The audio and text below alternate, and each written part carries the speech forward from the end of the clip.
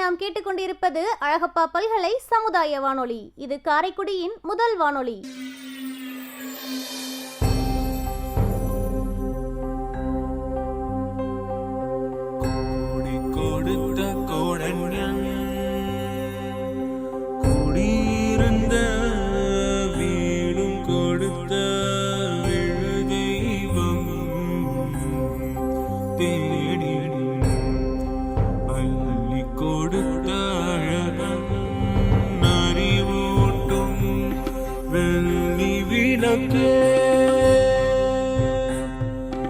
அறிவூட்டும் வெள்ளி விளக்கே, முன் பெரும் தவத்தால் தோன்றி முயன்றாமை காக்கும் வள்ளலே, அன்பிலார் அழகப்பாவின் நரம்பணி போற்றி செய்வோம், நரம்பணி போற்றி செய்வோம்.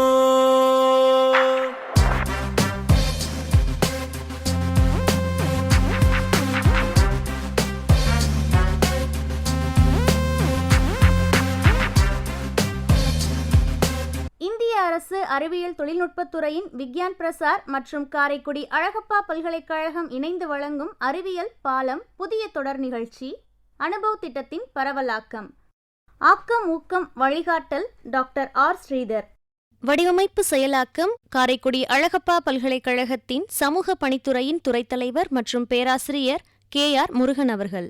நிகழ்ச்சி ஒருங்கிணைப்பு சமுதாய வானொலி இயக்குனர் டாக்டர் S ராஜாராம். தயாரிப்பு குழு RJ Kamatchi, PL Kaveri Maniyan, S Rosy, M Dhanalakshmi. இன்றைய பகுதியில் அறிவியல் ஆளுமைகளுடன் ஒரு நேர்காணல். காரைக்குடி அழகப்பா பல்கலைக்கழகத்தின் நுண்ணுயிரியல் துறையின் விஞ்ஞானி டாக்டர் A அருண் அவர்கள் நம்மோடு இணைகிறார். நேயர்கள் தொடர்ந்து கேட்டுக்கொண்டிருப்பது அழகப்பா பல்கலைக்கழகத்தின் நுண்ணுயிரியல் துறையின் பேராசிரியர் அருண் அவர்கள் பேசிய நேர்காணலின் 2ஆம் பகுதி. அழகப்பா பல்கலைக்கழகத்தின் நுண்ணுயிரியல் துறையின் பேராசிரியர் அருண் அவர்கள் நம்ம கூட நிறைய தகவல்களை முதற் பகுதியில் பகிர்ந்துக்கிட்டாங்க. இதனுடைய தொடர்ச்சியா 2ஆம் பகுதியில் அவருடைய ஆராய்ச்சிகள் பற்றி நம்ம கேட்கலாம். சார் வணக்கம். உங்களுடைய ஆராய்ச்சி படிப்புகளின் அனுபவங்கள் பற்றி நம்ம அழகப்பா பல்கலை சமுதாய வானொலி நேயர்களிடம் பகிர்ந்துக்கோங்க சார். என்னுடைய PhD ஆனது எந்த தலைப்பில் நான் செஞ்சேன் அப்படின்னு பார்த்தீங்கன்னா பயோடிகிரடேஷன், அதாவது பாலிசைக்ளிக் ஹைட்ரோகார்பன் பயோடிகிரடேஷன். எளிதாக புரிந்துக்கிறோம்னா நம்ம அன்றாடம் பயன்படுத்துகிற 2 வீலர்ஸ் அண்ட் 4 வீலர்ஸில் டீசல் எமிட் பண்ணுற அந்த கேஸில் வந்து இந்த PHS இருக்கும். இதனோட முக்கியத்துவம் எப்படி நம்ம பார்க்கலான்னு பார்த்தீங்கன்னா, இதுக்கு நம்ம எக்ஸ்போஸ் ஆகிறப்ப நிறைய PHS, அதாவது சுமார் 16 PHS வந்துட்டு United state environmental protection agencies வந்து ஹைலி கார்சினோஜெனிக் அண்ட் டாக்ஸிக் அப்படின்னு சொல்கிறாங்க. ஸோ அந்த மாதிரியான PHS வந்துட்டு நம்மளோட அன்றாட சுற்றுச்சூழலில் வந்துட்டு நம்மளுடைய ஃபாசில் ஃபியூல் பயன்படுத்தினாலும் 2 வீலர் 4 வீலர்லேருந்தும் நிறைய எமிட் ஆகுது. ஸோ இந்த மாதிரி இதுக்கு நம்ம எக்ஸ்போஸ் ஆகிறப்ப நிறைய பேருக்கு கேன்சர் மற்றும் வேறு உடல் உபாதைகள் சிறு குழந்தைகளிலிருந்தே வந்துட்டு மிகப்பெரிய பாதிப்பு நான் வந்துட்டு இது கொடுத்துட்ருக்கு. ஒரு பெஸ்ட் எக்ஸாம்பிள் என்ன அப்படின்னு பார்க்குறப்ப யூஎஸில் நடந்த செப்டம்பர் 11 இன்சிடென்ட் சொல்லலாம். ஸோ அந்த நேரத்தில் வந்துட்டு அந்த கட்டடம் இடிஞ்சப்போ அந்த புகையினால் அங்கே இருந்த சுமார் 10 to 16 கர்ப்பிணி பெண்களினுடைய குழந்தைகள் பாதிக்கப்பட்டதாக ஆராய்ச்சியில் வந்து சொல்கிறாங்க. ஸோ நம்ம வந்து இந்த PHனால அதிகமாக சூழ்ந்திருப்பதனால் இதனை நம்ம எப்படி வந்துட்டு கட்டுப்படுத்துவது என்ற ஆராய்ச்சினை, அதுவும் பாக்டீரியா மற்றும் மஷ்ரூம்ஸ், அதாவது காட்டில் எஸ்பெஷலி வெஸ்டர்ன் காட்ஸ்ல இருந்து எடுத்த நிறைய மஷ்ரூம்ஸ் எடுத்துட்டு அதை எப்படி இந்த PHக்கு டீக்ரேடேஷன் பண்றதுக்கு நம்ம யூஸ் பண்ணலாம் அப்படின்ற ஆராய்ச்சியை நாங்கள் செஞ்சிருக்கோம். அது போக அதன் பிறகு வந்துட்டு இங்கே நுண்ணுயிரியல் துறையில் நான் சேருவதற்கு முன்பு டிபார்ட்மெண்ட் ஆஃப் எனர்ஜி சயின்ஸ், அதில் வந்துட்டு என்னோட டிபார்ட்மெண்ட்டில் வந்து நான் ஜாயின் பண்ணேன். அப்போ இருந்தே வந்து என்னுடைய ஆராய்ச்சிகளானது வந்து energy and environment and health ரிலேட்டடாக வந்து என்னுடைய ஆராய்ச்சிகள் நடைபெற்றிருக்கு. எனர்ஜி என்று வரும்பொழுது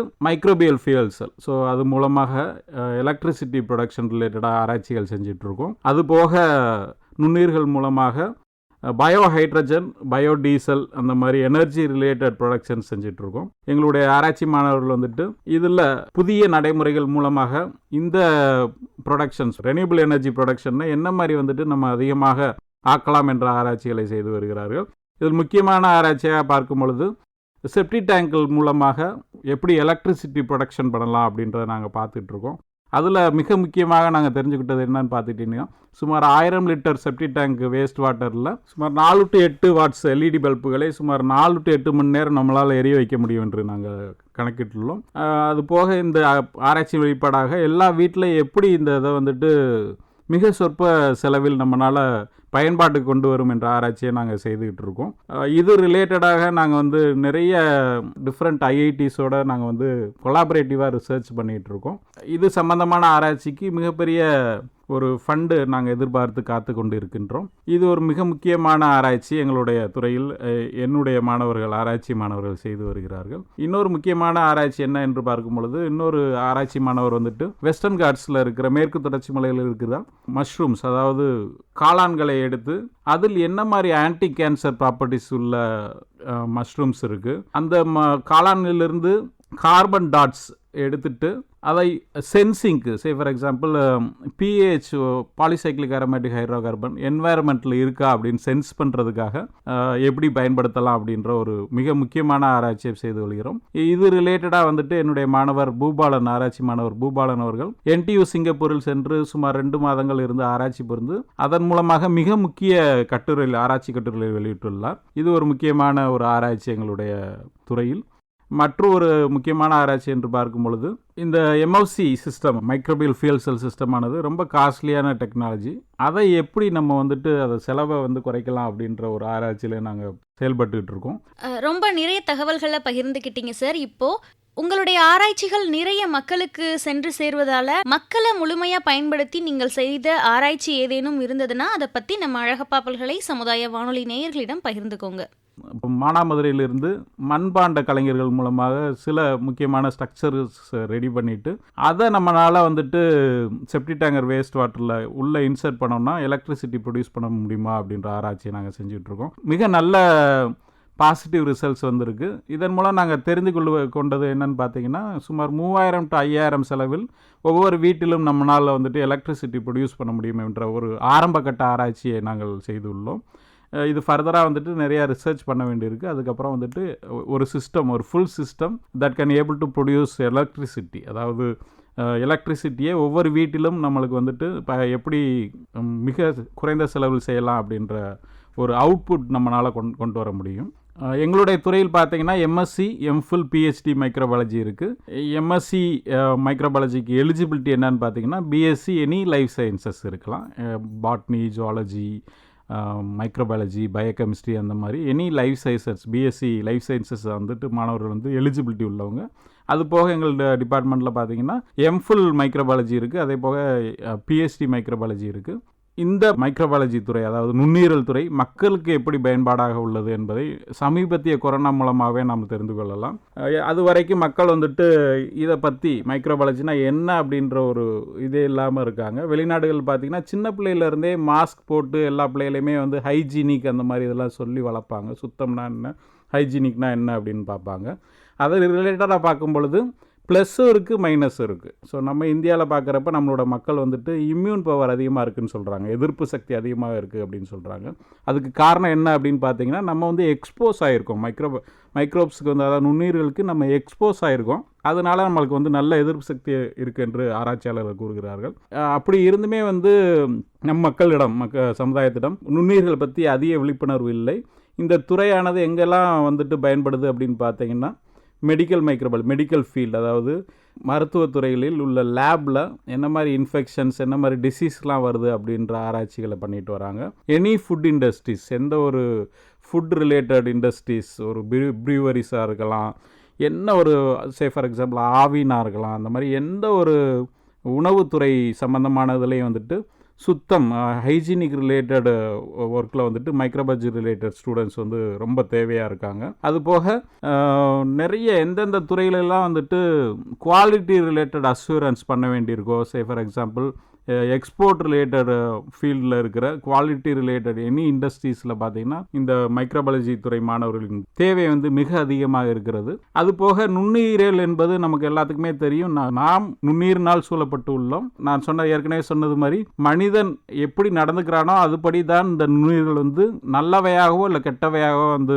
மாறும் என்று சொல்கிறோம். ஸோ மக்கள் வந்து நுண்ணுயிர்கள் பற்றி அதிகமாக தெரிந்து கொள்ள வேண்டும். நாம் எப்படி சூழப்பட்டுள்ளோம், நாம் எப்படி நடந்து கொள்வதன் மூலம் இந்த நுண்ணுயிர்கள் நமக்கு நல்லவையாகவோ இல்லை கெட்டவையாகவோ இருக்கும் என்று ஒரு தெளிவு வந்து நம்ம மக்களிடம் தேவைப்படுகிற ஒரு சூழல் உள்ளது. எங்களுடைய துறையில் என்னுடைய ஆராய்ச்சிகள் especially energy, environment and health related ரிசர்ச்சுக்காக சமீபத்தில் Abdul Kalam research excellence award நான் ரிசீவ் பண்ணியிருக்கேன். அது போக நிறைய வெளிநாடுகளில் உள்ள கான்ஃபரன்ஸ் கலந்து கொள்வதற்காக இந்திய அரசின் ட்ராவல் ஏஜென்சி ஃபண்டிங்ஸ் நிறையா வாங்கிட்டு US, Hungary, Singapore, Malaysia, China போன்ற நாடுகளில் போயிட்டு இன்டர்நேஷ்னல் கான்ஃபரன்ஸில் போய் என்னுடைய ஆராய்ச்சி வெளிப்பாடை பேசுவதற்கு ஃபண்டிங்ஸ் நிறையா கொடுத்துருக்காங்க.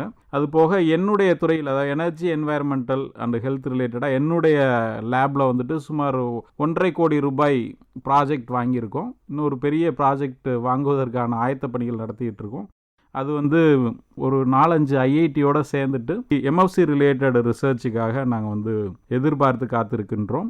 இந்த நேரத்தில் எங்கள் நுண்ணுயிரியல் துறையின் முன்னேற்றத்துக்காக உதவிய பல்கலைக்கழகத்தின் அனைத்து முன்னாள் மேதகு துணைவேந்தர்கள் மற்றும் முன்னாள் மற்றும் இந்நாள் பதிவாளர்கள், பேராசிரியர்கள், அலுவலக நண்பர்களுக்கு நன்றி. வாய்ப்பளித்த பேராசிரியர் முருகன் அவர்களுக்கும் பண்பலை நேயர்களுக்கும் எங்கள் துறை சார்ந்த மனமார்ந்த நன்றிகள். வணக்கம். நன்றி சார். இவ்வளவு நேரம் நம்ம அழகப்பா பல்கலை சமுதாய வானொலியின் வாயிலாக அனுபவம் திட்டத்தின் அனுபவம் நிகழ்ச்சியில் உங்களுடைய அனுபவங்களை நீங்கள் பகிர்ந்துக்கிட்டீங்க. மீண்டும் ஒரு நல்ல சந்தர்ப்பத்தில் உங்களை சந்திப்போம்.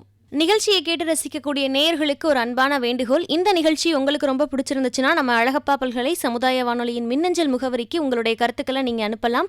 மின்னஞ்சல் முகவரி சொல்கிறேன், குறிச்சிக்கோங்க. comradio@alagappauniversity.ac.in என்ற மின்னஞ்சல் முகவரிக்கு உங்களுடைய கருத்துக்களை தாராளமாக நீங்கள் அனுப்பலாம். நன்றி நேயர்களே.